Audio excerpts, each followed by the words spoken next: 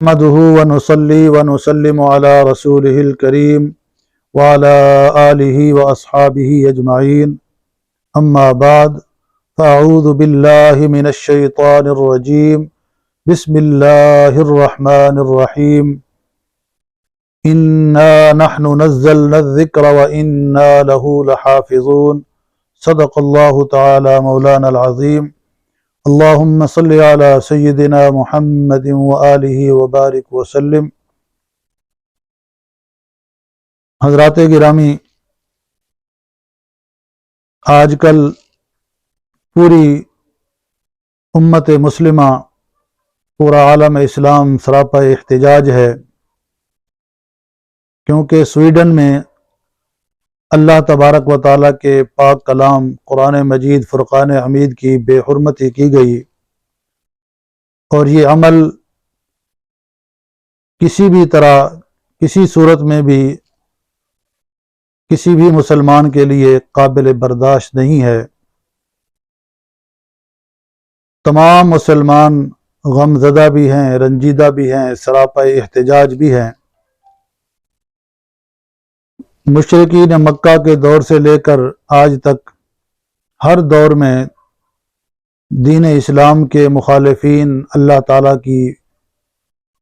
کتاب قرآن پاک کی مخالفت کرتے رہے۔ پیغمبر اسلام آقا دو جہاں صلی اللہ علیہ وآلہ وسلم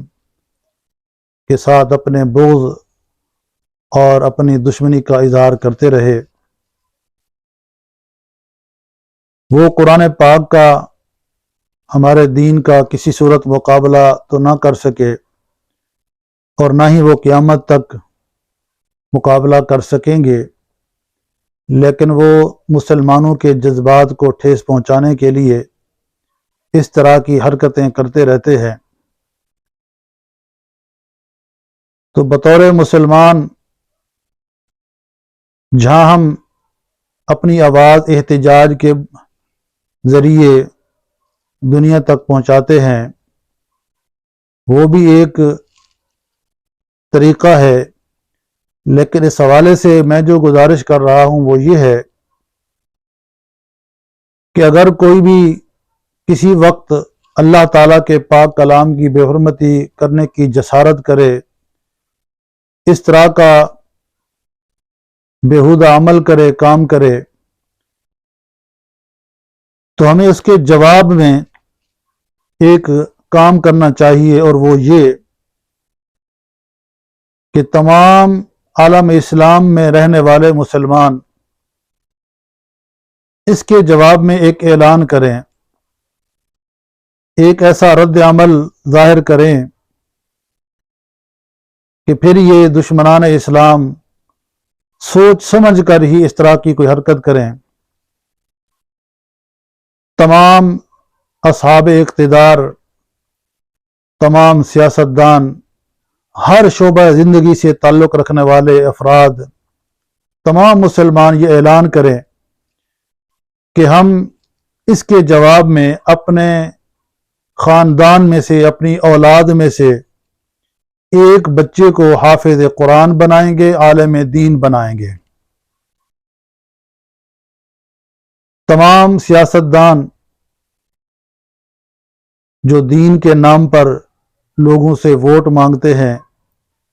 انہیں بھی چاہیے کہ وہ میدان میں آئیں اور دین اسلام کے ساتھ اپنی وابستگی کا اظہار کریں۔